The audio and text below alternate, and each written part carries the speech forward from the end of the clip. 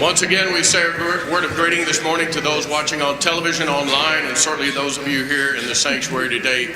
We are truly grateful for your presence. You will notice on the back of your order of worship a bio, a history of Dr. McGrath, and a lot of relevant information. I'm not going to read that to you. The introduction today is going to be a little bit different from what I anticipated, because I need to tell you something.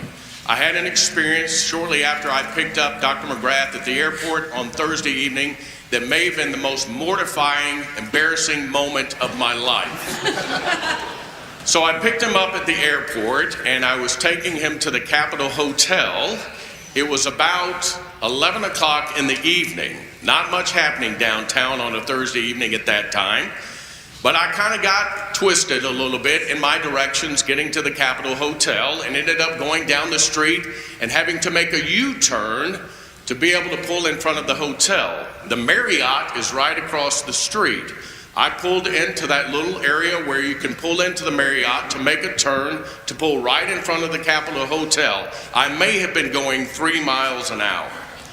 So when I pulled in front of the Capitol Hotel, I immediately got out of my car to raise the lid to give him his luggage when all of a sudden this large Little Rock Police Department vehicle with its lights on and front headlights beaming very brightly pulled me over. I was already there. I said, "This cannot be happening, dear God in heaven."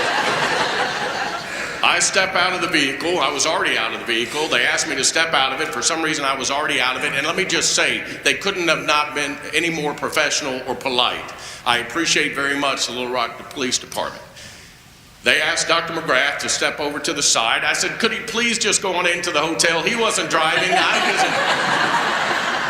They said, "No, he has to stand right there." And he said, "Do you know what you did wrong?" And I said, "I don't have any idea." He said, "You ran a stop sign." I said, "A stop sign? Where is the stop sign? I just made a little U-turn." And he said, "Right there." And the lights were blaring. And I said, "I don't see a stop sign. I'm sorry." I said, "Y'all, please just let him go on into the hotel. I was the one driving. Here's my license and registration and insurance and all of that." "No, he has to remain there." So one of the police officers came up and said, "Now, I've seen you before." So I said, "Yes, I'm at Pulaski Heights, and this is Dr. McGrath. I just picked him up at the airport. He has been he's been flying in from England. Please just let him go in." "No, he can't go in."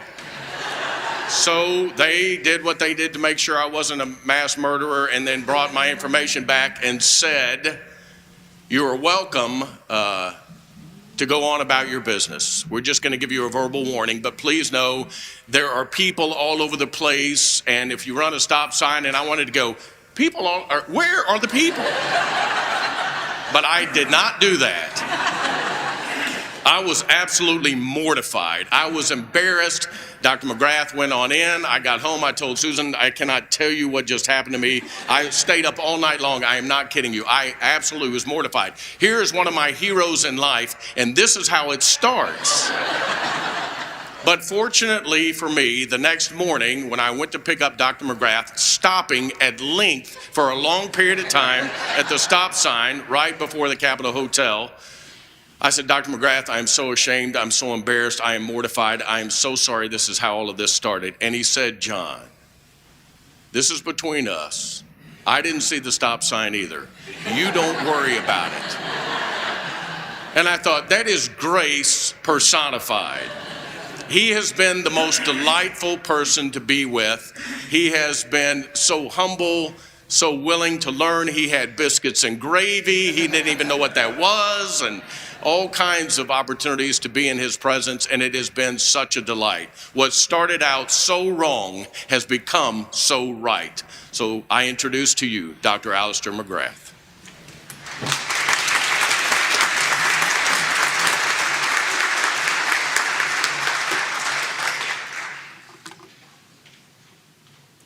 Well, let me begin by saying what a pleasure it is to be here. If someone had told me when I was 16 years old that I'd be preaching at this wonderful church in this great state of Arkansas, I wouldn't have believed it. And one of the reasons would be that actually when I was 16 years old, I was an atheist. In fact, rather an aggressive atheist. And could see no point in Christianity. I could see no point in being a religious person.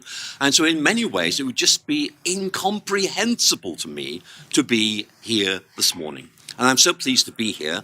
And as you'll have guessed, one of the things I want to talk about is how I made this transition from being a rather aggressive teenage atheist to now being a Christian who really has discovered in Christianity something deep, significant, and really worthwhile. So I'm going to talk to you a bit about my own journey of faith. And obviously my own journey of faith isn't normative, it isn't typical, but there may be points here that you may find helpful. And so I'm going to tell you that I began as a scientist. I began by loving the natural sciences. I used to look at the night sky and be overwhelmed by its beauty and its mystery. And I thought, I want to know more about that. I want to try and discover what this is all about. And so I decided I was going to become a scientist. And then I was told by some of my friends, and I remember this is back in the 1960s, a very long time ago, that look, science and religion are at war with each other. You cannot be a scientist and have a religious belief. And I actually bought into that. I was a rather impressionable teenager, and I know I should have asked some hard questions, but I didn't. And really, I just felt this is the way things are. Therefore, if I am a scientist, religion is just not something I can take seriously. And there was more to it than that, because in the late 1960s in Northern Ireland, where I was growing up, there were kind of a lot of religious tensions. And it seemed obvious to me if there was no religion, there'd be no religious tensions. Now, I know it sounds very simplistic, but hey, I was 16 back then.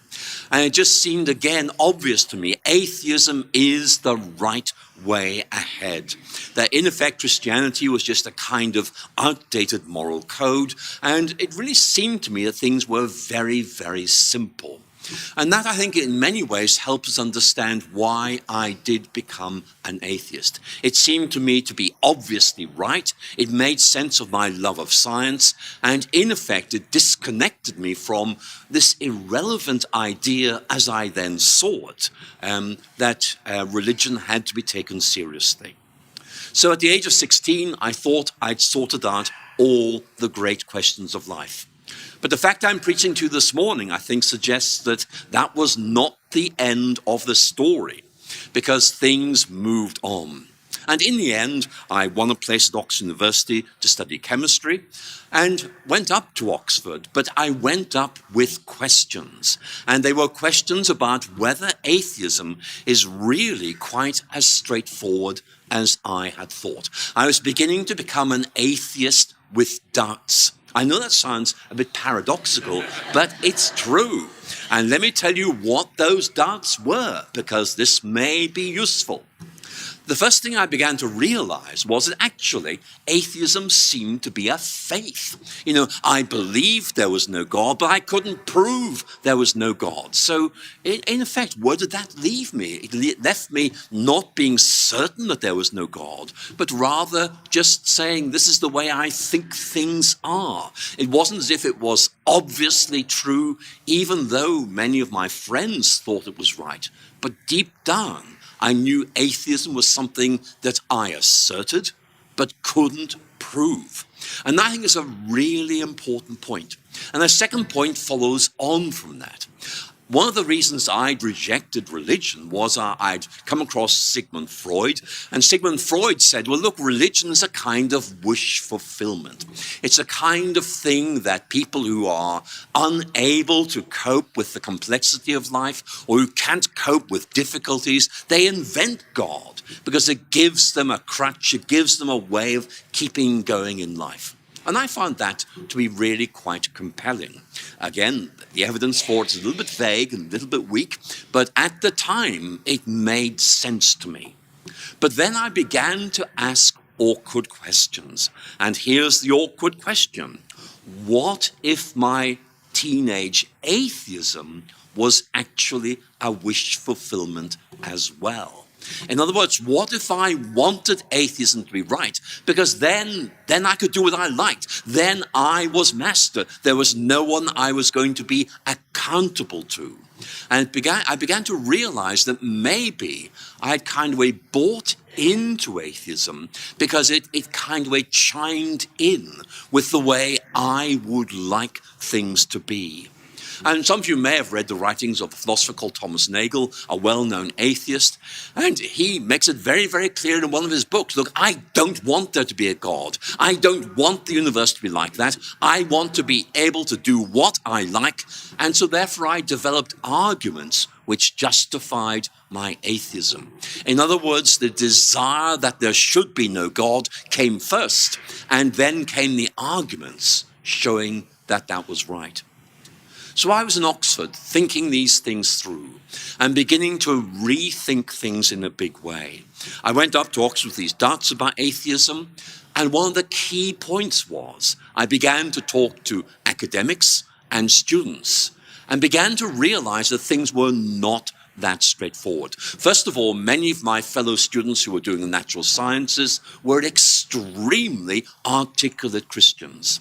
They were able to say, in effect, here is the way we see the relation of science and faith, and it's got nothing to do with this warfare idea you seem to have come up with.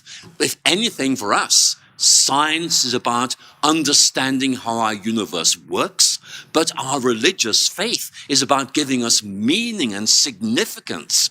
If you like, science is about understanding how the universe functions, but our Christian faith helps us to understand what the universe means, what we mean. In other words, these are not things that are pointing in different directions and are going to go their separate ways. They illuminate different aspects of life, and we need to hold these things together. And I began to realize then that faith and science could enrich each other. If you like, science takes things to bits so we can understand how they work, but Christianity puts them back together again so we can see what they mean. And so I had many conversations like this. And as you can imagine, I was going through a turmoil. What I had thought to be secure, trustworthy, turned out to be rather questionable, rather unreliable. And to cut a very long story short, I began to realize that Christianity made much more sense of the world than my earlier atheism, and I embraced it excitedly and waited to see how things would work out as I stepped into this new way of thinking and seeing the world. And that was very exciting. And I think one of the things I want to say very, very clearly is it wasn't just that Christianity was intellectually interesting. It was that it was transformative. It gave me a new way of understanding the world, myself. It in effect brought hope. It brought meaning. It brought significance. And these are really important ideas, and I'll talk more about them later in this sermon. But I was still asking questions. Why, for example, do Christians believe in this rather strange idea called the Trinity, which seemed to me to be very bad mathematics? My friends put up with my questions very graciously, but I think they were beginning to get a bit tired of this. And after a while, one of them said, for heaven's sake, why don't you read C.S. Lewis? Now, I came from Northern Ireland, and I had heard of C.S. Lewis, and I knew that he'd written a book about a lion, but that was about as far as it went. So I did what my friends suggested, and I went and bought a book from the local bookstore by C.S. Lewis. It was called They Asked for a Paper. It was a collection of essays, and as I read these, it was as if scales began to fall from my eyes. It was as if someone turned a light on inside my head, and I suddenly began to appreciate at a much deeper level what Christianity was all about, why it made so much sense of things, and the difference it could make for me. And the quotation I keep going back to in one of those essays is this: I believe in Christianity as I believe that the sun has risen, not just because I see it, but because by it I see everything else. And it's a wonderful image. It's in effect saying Christianity lights up the world so you can see what it's all about. It in effect allows you to bring things into focus so you can see what they really mean. And I found this very, very exciting. I began to appreciate the intellectual depth of faith, and I began to really appreciate even more how much difference this made to my life. So you can see here I'm beginning to expand my vision of faith. I discovered Christianity, but I began to realize that now what I needed to do was explore my faith, begin to go deeper, begin to, in effect, understand it at a much deeper level, and also the difference that it would bring to my life. So this was very important for me because, in effect, it was all about stepping into this new way of thinking and beginning to explore it. And I want to now try and explain to you the difference that this made to me, what I found there, and why it was back then and remains with me to this day something of such immense significance. And what I want to do, if I may, is just pick up on a verse from John's Gospel I'm sure you all know very, very well, where Christ says, "I am the way, the truth, and the life." I just want to use each of those words, the kind of focus point for the points I want to explore with you. First of all, Christ is the way. Christianity, in effect, is giving us an understanding of how we should live. But Christ doesn't say, look, the way is over there. Go and find it and get on with it. It's much deeper and richer than that. It's about Christ being the one who journeys with us through life. He is there all the time when we need them. I very often find myself going back to Psalm 23, "The Lord is my shepherd." And that reminds us that as we journey through life, our God journeys with us. He's there in the good times. He's there in the bad times when we walk through the valleys of the shadow of death, which we all do from time to time. In other words, God is a living, real presence who's there to comfort us, to console us, to encourage us, to enrich us as we walk through life, the good times and, of course, the bad times as well. And I think is very important. It's all about being reassured we aren't on our own in this life, that we journey in the presence of a loving and living God, and also, of course, in the presence of other believers who will help us as we wrestle with things and support us as we travel. That's this idea of the way. What about the truth? When I was an atheist, I thought truth was very, very straightforward. It's things like, for example, 2 and 2 make 4. That's absolutely true. You can rely on that. Or indeed, here's a fact that shows I'm very British. Queen Victoria died in 1901. Now, some of you will be saying, well, look, you're a visiting preacher, we're going to give you the benefit of the doubt here, but actually that is extremely dull and uninteresting. Queen Victoria died in 1901, but so what? What difference does that make to anyone? And it's a really good question, because you see, you can prove shallow truths about life, like 2 and 2 make 4, and you can think of many others as well.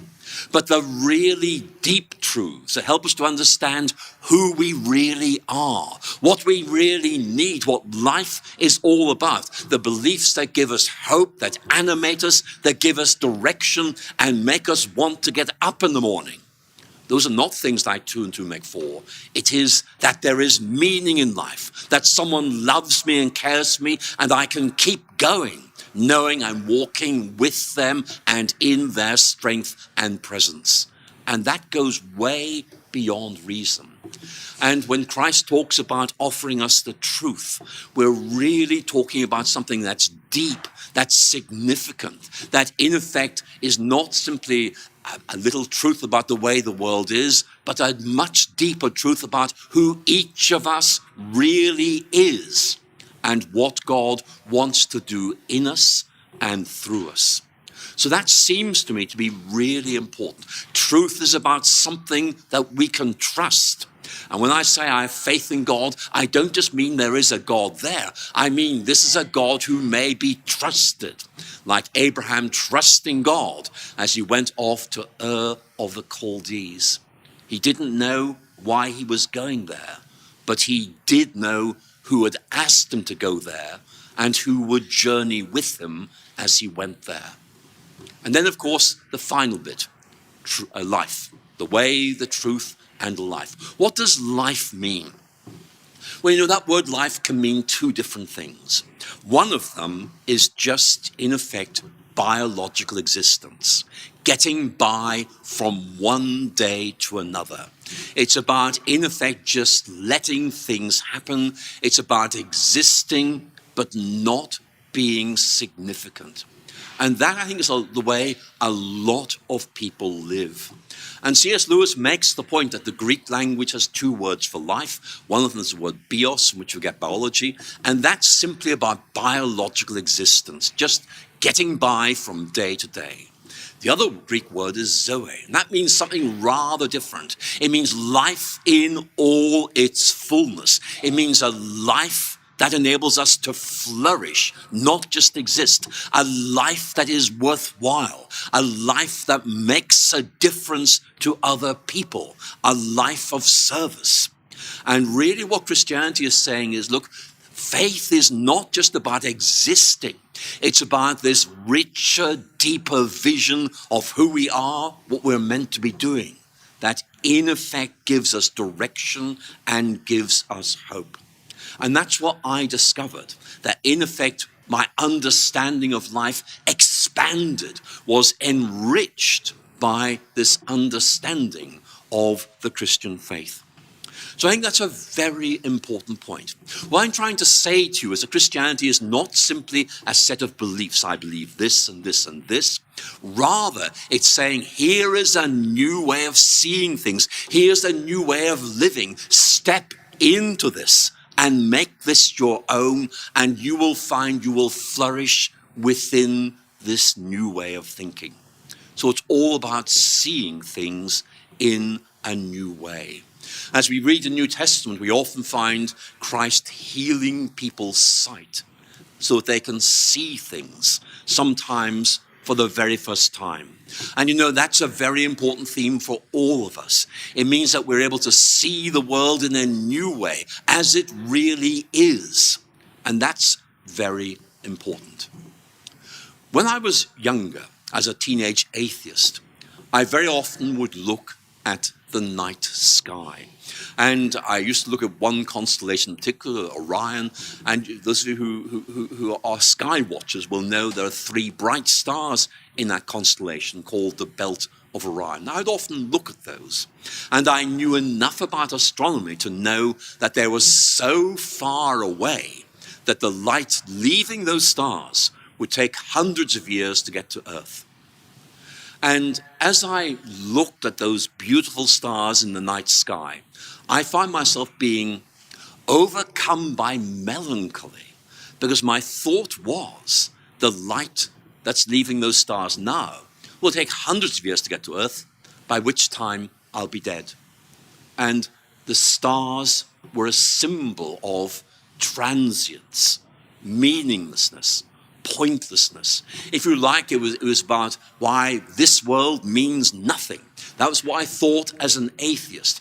And so I'd look at the night sky. I could appreciate its beauty, but it was a very solemn, very cold beauty.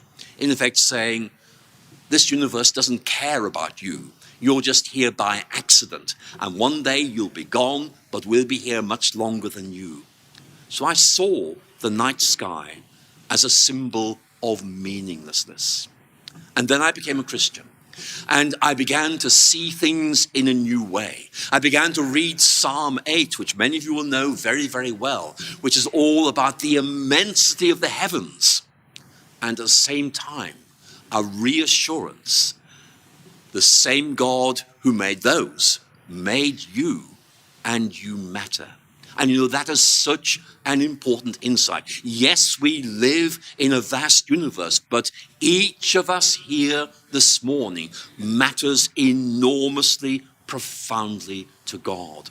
Yes, this is a vast universe, but we are not on our own. We're here in the presence and power of a living and loving God, and each of us matters profoundly to God.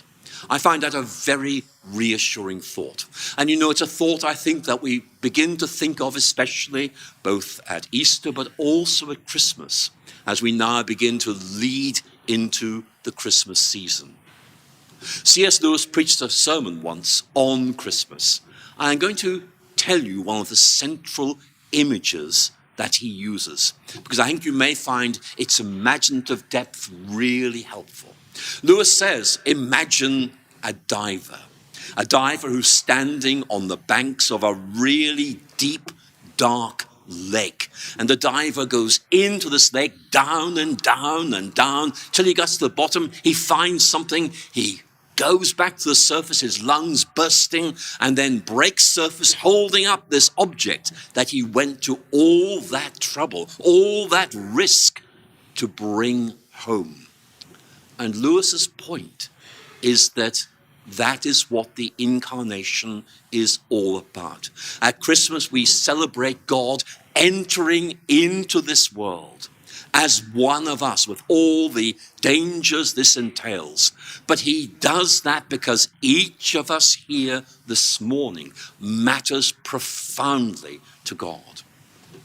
We talk about the Word becoming flesh, and that is true. But remember, that happened because each of us matters to God. And God wants, in effect, to allow each of us to know what he is like and to know we belong with him. There are some people who think that we have to kind of way, if you like, climb our way up to heaven. But really Christianity is saying, no, God came to where we are in order to bring us home to where he is. So what I'm saying really is Christianity gives us this way of thinking, which allows us to see ourselves in a new way. And the point I want to make as I begin to wrap up this sermon is that there's something rich and deep about the Christian faith, which I first began to appreciate, although only in a very vague and glimmering way, back when I was a teenager. And it's something I've grown to appreciate and understand all the more. And you know, the Christian life, if you like, is about going deeper into our faith, maybe with traveling companions like C.S. Lewis or other writers you find helpful. But the key point is realizing there is so much there to discover, so much there to, in fact, help us think through what the Christian faith is all about and the difference that it makes. And that seems to me to be something encouraging. And I want to encourage you to think about these things. Because in effect, what I've discovered as I've got older is that my faith comes to mean more to me. Not simply because I understand it better, but because I understand how I fit into this world to try and do some things for God. And earlier I mentioned this idea of stepping into the Christian faith. And in many ways it's about finding our place there and figuring out what it is that God wants each of us to do. It's like, to use that very famous novel of C.S. Lewis, Lion, the Witch and the Wardrobe. Each of the children in Narnia begin to realize we actually belong here. And there's something we can do that's going to help Narnia move along and help Aslan do what needs to be done to make this place what it should be.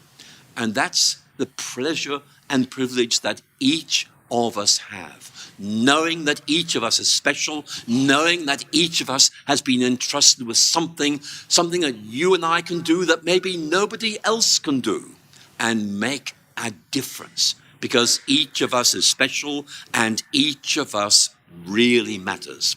And for me, that's one of the core themes of my faith. I may find it difficult to understand why God likes me, but he does.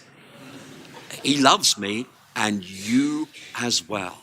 And that is so exciting because it means that we can do things for God in this world, which are so exciting. St. Paul talks about the unsearchable riches of Christ. What he means by that is it is so rich we'll never finally finish unpacking it. There's so much to discover, and that's why we grow in our faith as we begin to unpack this and discover its depths. Or to use the language of C.S. Lewis, we're going further up and further in to the land of Narnia. But really, as I end, I simply want to make this point. I discovered something a long time ago, and it's really been my linchpin, the thing that keeps me going and growing ever since. I just want to wish all of you God's very richest blessing as you journey through life. Because we don't journey on our own. We look after each other. And each of us can help us grow in our faith, catch a vision of the wonder of the Christian faith, as we will do as we celebrate Christmas, but also to reassure each other. This is something that can be trusted. This is something that makes a difference. And we need to help those around us begin to discover this as well. In the name of our wonderful God, Father, Son, and Holy Spirit, amen.